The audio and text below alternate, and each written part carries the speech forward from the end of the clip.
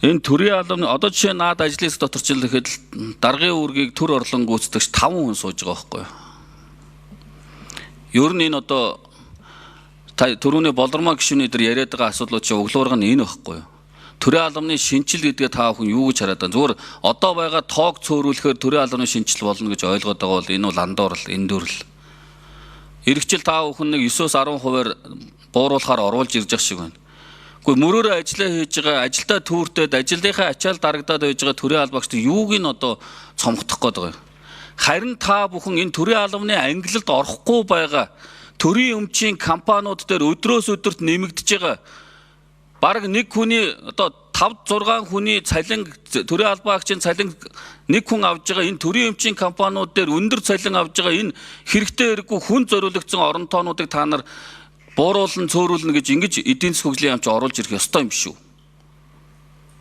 Тэгхгүйгээр зүгээр мөрөөрөө ажиллаа хийж байгаа өдрийнхөө ажил дарагдаад иргэдийнхээ одоо асуудал дарагдаад байж байгаа тэгээ нэг сая 200 мянган цасны цалин аваа сууж байгаа төрийн албаагчдыг одоо 10%-аар цомгдох нь гэж оруулж ирж байгааг та бүхэн юу гэж үзээд байгаа юм бэ? Энэ чинь ямар тооцоо судалгаа нь хийгдсэн юм бэ? Тэр төрийн өмчийн компаниуд дээр өдрөөс өдөрт 3 намын төлөөлгээд энэ төрийн өмчийн компаниудын алдагдал бөөн алдагдал гэж яриад учирлал бөөн ийм байгаа хэрнээ дээр нь болохоор хүн зориулагдсан хүн оронтоо нэмэх болохоор 3 одоо бэтгэл томилогдол ингэж яваад байгаа шүү дээ. Энийг юу гэж үзэж байгаа юм? Энийг яах ингэж яваад байгаа юм уу? Энд чинь нийтлэл одоо нэг карманаас татвар төлөгчдийн карманаас л гарч байгаа шүү дээ. Тэгээ ангилалд нь орохгүй болохоор ингэж яваад иж болох юм уу? Энэ дээр ямар тооцоо судалгаа хийгдсэн? Өнөөдөр ямар хичнээн оронтой энэ төрийн өмчийн компаниуд дээр нэмэгдчихэд хүн зориулагдсан оронтоонууд нэмэгдчихэд байна. Эдийн засгийн яам Эрдэнэт гишүүний асуултанд хариулъя. Энэ улсын хөгжлийн 26 оны жилийн төлөвлөгөөн дээр хэд хэдэн томоохон реформын асуудлууд орж иж байгаа. Тэрний нэг нь энэ төрийн албатай холбоотой. Тэгээ энэ маань зайлшгүй орж хэд хэдэн шалтгаан байгаад байгаа юм аа. Нэгдүгээрх нь болохоор энэ олон улсын технологийн шинжилтэй холбоотойгоор нэлээд ажлууд хийгдэж байгаа. Ерөнхий сайдын албан даалгавраар ур чадварын шилжилтийн стратеги төлөвлөгөө боловсруулад явж байгаа. Мөн хүн цөмтэй, хүн төвтэй бодлого гэж явж байгаа. Тэр нь юу гэсэн үг вэ гэхээр төрийн үйлчилгээг илүү иргэдэд ойрхон хүргэх ийм санаа. Энийг хийлгэхийн тулд ингээд зохицоор нь төрийн үйл ажиллагааны цогц шинжилгээ хийх, мөн процессын дахин инженерчил хийх замаар бүтээмжийг сайжруулах гэдэг.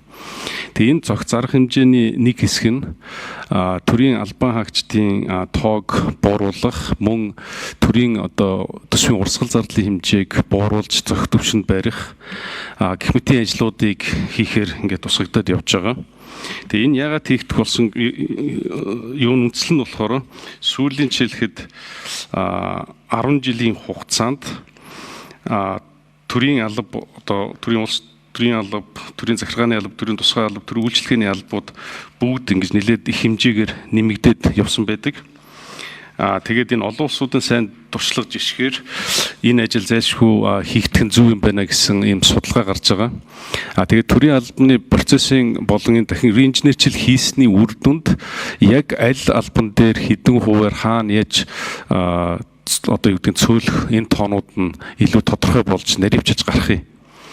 Одоогийн төвшөндөө бол ер нь тэргүүлэх чиглэлийн бодлогод энэ хэд хэдэн реформуудын нэг хэсэгт ингээд ороод явж байгаа.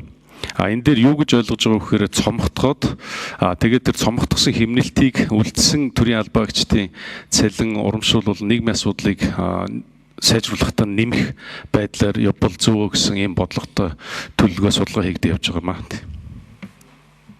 Та бүхэн Монгол Улсын хөгжлийн 26 оны төлөвлөгөө оруулж ирчээ танилцуулагдаад хамгаалж байгаа улсууд ч үү дээ.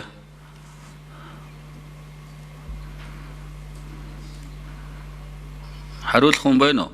Тооцоо судалгаа хийгдсэн юм байна уу?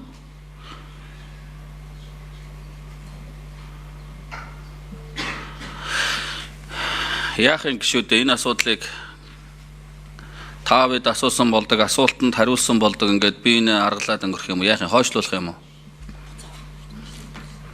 Ийм одоо хоёрын хооронд хариулт аваад ингээд суужаад аргалаад ингээд үндсэндээ гişүүдийг аргалаад өнгөрж штэ. Тэгээ оруулж ирсэн юм хамгаалж чадахгүй шүү дээ. Бодтой хариулт тайлбарыг өгч чадахгүй шүү дээ. Яах юм гişүү дээ.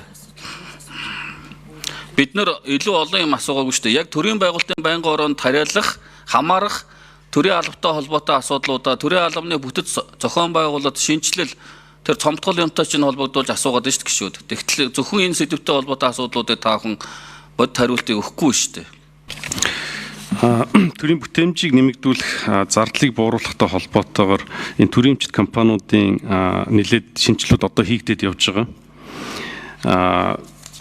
Энэ жилээс ахуулаад Эрдэнэс Монгол, Эрчис Монгол гэмчлэнгийн компаниуд дээр компаниудынх нь одоо юу гэдгийг ихний ажлууд нь хийгдээд одоо энэ бидний судалгаагаар бол дараагийн түвшинд энэ 99 байгууллагуудын нийт орлого зардал цэвэр ашигын алдагдлын хэмжээг энэ дээр бүтээмжийн сайжруулалт хийхээр тусгагдаа явж байгаа. Одоогийн байдлаар бол эндээс 15% бууруулахад 2.5 их найт төгрөгөөр бууруулах ийм тооцоо гараад явж байгаа. Мөн цаашдаа болохоор